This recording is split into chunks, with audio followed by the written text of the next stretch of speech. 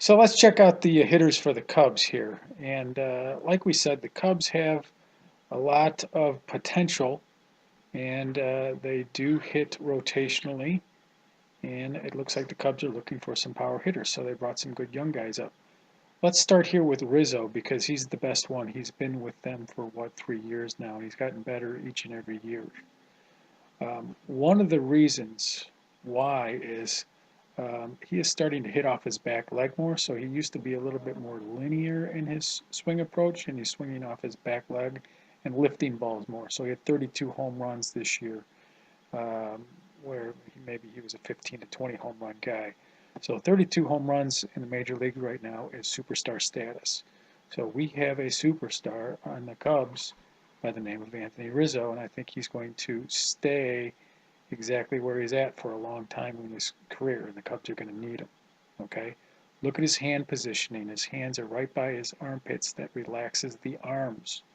Okay? Any tension in the arms is not going to let your hips work first. Your hips have to work first in the swing. Okay? So look at Ted Williams where he had his hands right by his armpits and even actually below, and that's where Rizzo's are really in a good position.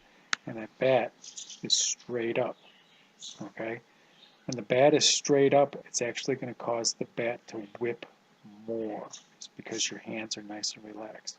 And you can see in the second clip where he's about to make contact, he's throwing his back hip into the pitch.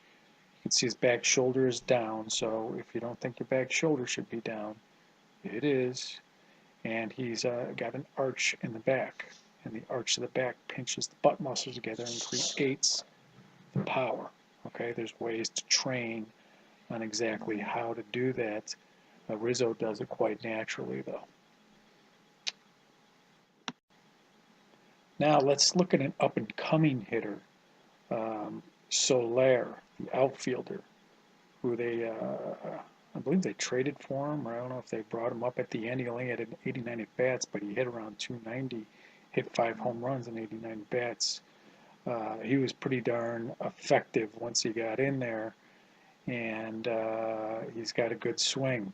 And as young as he is, he controls his swing pretty good. He's an effective rotational hitter. Look where his hands are, by the armpit. Okay, his back elbow's up a little bit, but not enough to make a terrible effect on his swing. And he's pretty upright in his swing when he hits. Okay, he's got, as you can see, the arch in the back when he swings. And look at his follow through is upright like an upright banana. When you can swing like that consistently, which Cubs hitters do not, okay, whenever a breaking ball comes, we'll show you with Baez, they're usually leaning over. They cannot control the posture of your swing.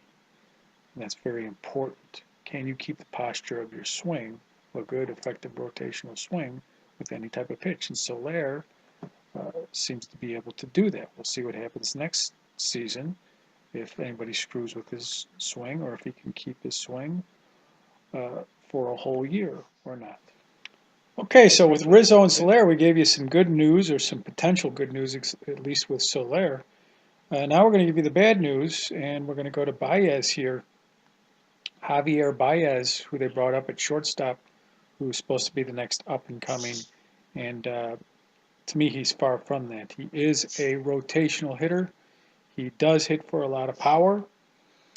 I know that the Cubs want to get guys in to hit for power. He's potentially the guy. He's young. He's not in control of his swing. What he hit about $160 with the Cubs last year, but when he did hit it, which was rare, it did go. Lots of big gap shots, home run shots, balls out the deep center over the fence. I mean, the potential is there. He's got a lot of hiccups in his swing, though. His swing itself, once it starts, it's pretty good, but it's the load, it's his stance that cause him to be out of control. Now, as you can see in his stance here, his back elbow is up. That's not good. Okay, that throws the swing off considerably. just enough to foul off a lot of pitches and miss a lot of pitches, to tell you the truth. Okay, I'm not going to explain the science of it. Just believe me on that. Okay, and you can see in a stance that the bat head hugs over his head or near his ear. So that takes a lot of unraveling to do, along with the unraveling of the back elbow when he loads. It's just a lot of different movement that needs to happen before the bat head comes down to contact, and it affects big time the swing.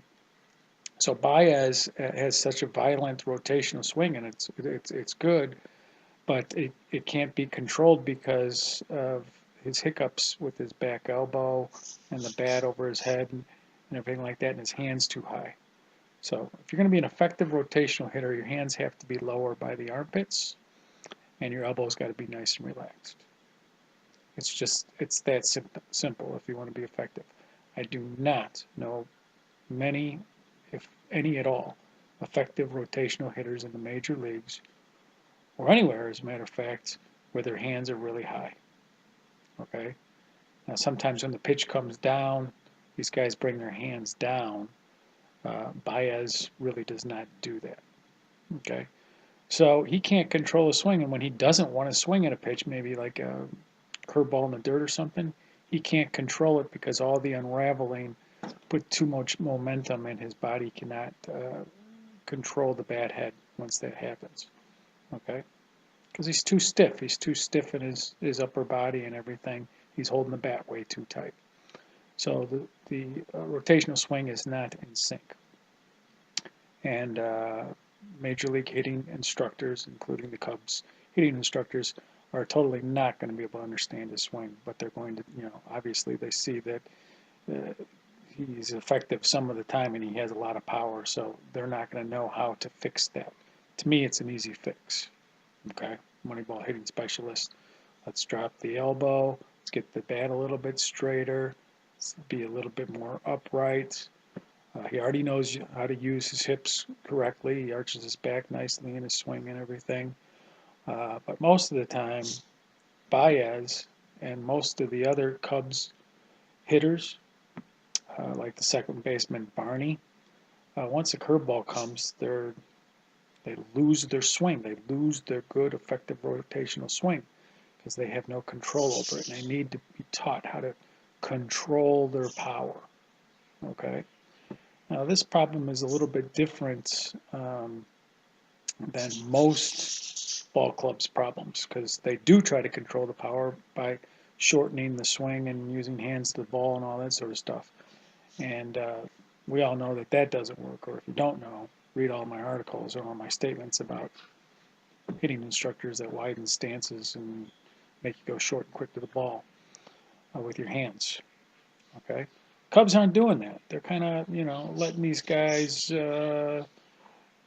They're wild horses, and Baez is one of them. Okay? And so are a lot of the other hitters. Okay? So this guy needs a lot of work, and I don't think there's anybody in the Cubs organization that can do anything with him. So it could be a waste case, to tell you the truth. Okay? So you can see in his swing here that he's way ahead of it, and he just can't control himself. Okay?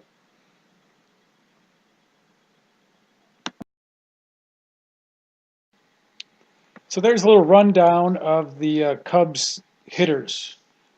And, for the Cubs to do well, like we said, they're batting .237 for the last 3 years, almost worst in the major leagues.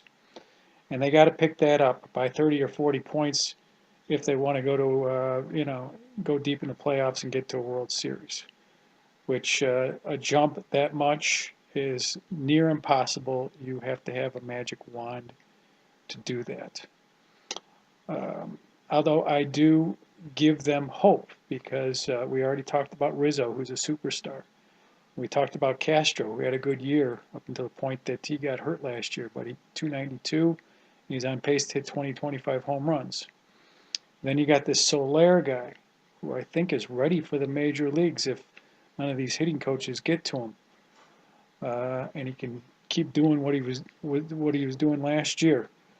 So there's another guy. And then, the bonus baby, Chris Bryant, the minor league player of the year, 43 home runs, who has been studying effective rotational hitting ever since he was a little kid.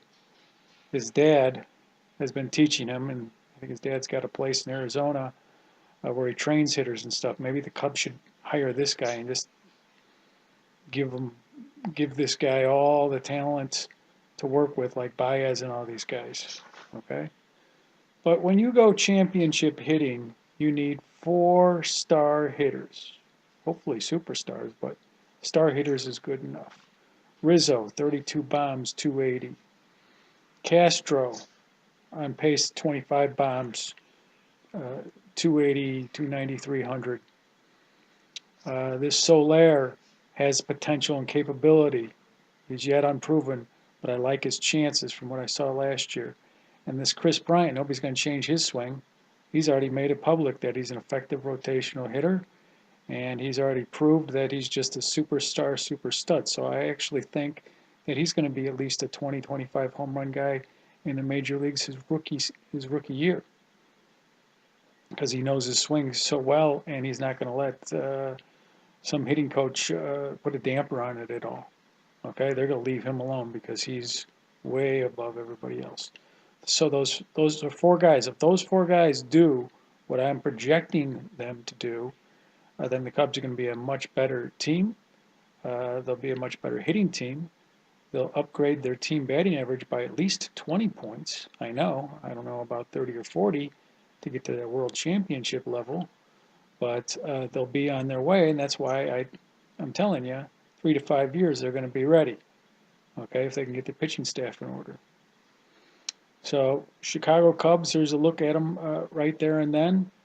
And an added bonus would be to trade some of their talented minor leaguers to get some veteran guys who have put up some proven numbers.